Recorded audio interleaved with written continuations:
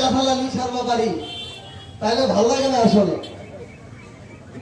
ঢাকা থেকে যেগুলা পঞ্চগড়ি শালা যদি 3 ইনি সারবাবাড়ি আমি তুমি শালার মধ্যে নিকে না আর এখন তারপরে মাঝে মাঝে একটু ফর্মালিটির খাতিরে পড়া লাগে করে। পঞ্চগড় জেলা আমাদের জন্মভূমি, আমাদের প্রাণের জায়গা, যেখানে আমাদের এবং আমাদের পূর্ববর্তী যারা প্রজন্ম ছিল তাদের নারী প্রথা আছে। বাংলাদেশে যেখানেই যাই না কেন, দেশের বাইরে যাই না কেন, যত টাকা ইনকাম করি না কেন, কিন্তু এখানে এসে যে শান্তি, ওই কুড়ে ঘরে থেকে যে শান্তি, এখানকার বাতাসটাতে যে শান্তি, এই শান্তি আর কোথাও নাই। এখানকার মানুষের সামর্থ্য কম থাকতে পারে, কিন্তু এই আন্তরিকতা আপনারা আর কোথাও পাবেন না। নতুন একটা বাংলাদেশ, একটা রেজিমের পতন হয়েছে, একটা স্বৈরাচার সরকারের পতন হয়েছে। আপনারা আমরা একসাথে আন্দোলন করে এই পতন ঘটিয়েছি।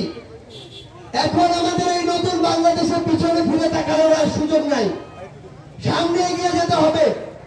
আপনাদের সন্তান, নাতি নাতনি কিংবা ভাইয়ের বয়সী এখানে যারা ছাত্র জনতা রয়েছে, তারা সামনে থেকে নেতৃত্ব দিয়ে এই নতুন বাংলাদেশ নিয়ে এসেছে। যেই তরুণ প্রজন্ম এত বড় একটা আন্দোলনের নেতৃত্ব দিয়ে নতুন এই বাংলাদেশ নিয়ে এসেছে, সেই তরুণ প্রজন্ম অবশ্যই আগামী বাংলাদেশের নেতৃত্ব দিতে পারবে। সেই তরুণ প্রজন্মের সাহস, সততা, ন্যায় নিষ্ঠা এবং দৃঢ়তা, আমরা বিশ্বাস করি আগামী বাংলাদেশে যে কোনো আপোষকামী নেতার চেয়ে অনেক বেশি আপোষহীন হবে। আমরা আপনাদেরকে একটি আহ্বান জানাতে চাই, এই তরুণ প্রজন্মকে সামনে রেখে বাংলাদেশের নতুন একটি রাজনৈতিক দল এসেছে, জাতীয় নাগরিক পার্টি।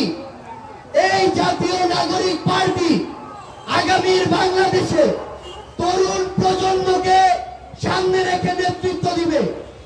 যেই বাংলাদেশে আপনারা যারা রয়েছেন, আমার বাবার বয়সী, দাদার বয়সী, চাচার বয়সী, ভাইয়ের বয়সী, আমরা একসাথে কাঁধে কাঁধ রেখে আগামীর বাংলাদেশকে, এই তেতুলিয়াকে, পঞ্চগড়কে গড়ার জন্য একসাথে কাজ করব।